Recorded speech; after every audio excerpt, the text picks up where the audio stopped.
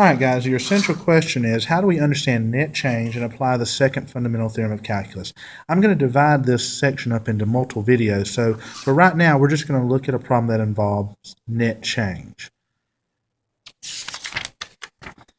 All right, it says the number of cars per hour passing an observation point along a highway is called the traffic flow rate in cars per hour. The flow rate is recorded in the table below. Estimate the number of cars using the highway during this 2-hour period. If you notice, we have at 7 o'clock there were 1,044, at 7:15, 1,297, and all the way up to 9 o'clock there were 542. Now here's the thing, since there is no function, you cannot use the first fundamental theorem of calculus, because in order to find the value of the definite integral using the first fundamental theorem of calculus, you have to have a function that you can find the antiderivative of, and then using that antiderivative, evaluate the upper and lower limits to find the value.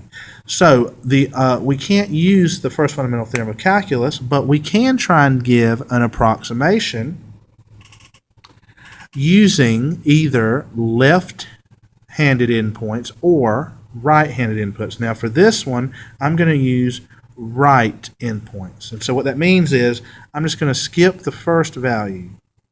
And what I'm going to do is I'm going to use all of the Q of t values after the first one. If I would have done left endpoints, I would have used the first one and not used the last one.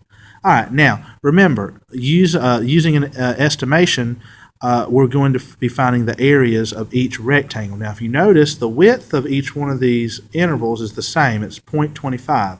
So what I'm going to do is, I know I'm going to multiply 1/4 times each one, and I'm going to basically add up each one of these values. So 1297 plus 1478 plus 1844 plus 1451 plus 1378 plus 1155 plus 802 plus 542.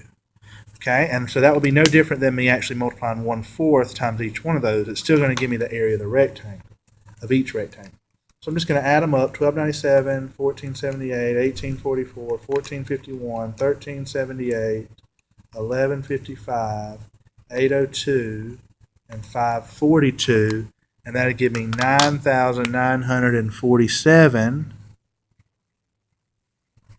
and then multiply that by a fourth, and that gives me approximately 2,486.75, and you can just round that, 2,487 cars. And what that means is that there were approximately 2,487 cars that used the highway during that 2-hour period.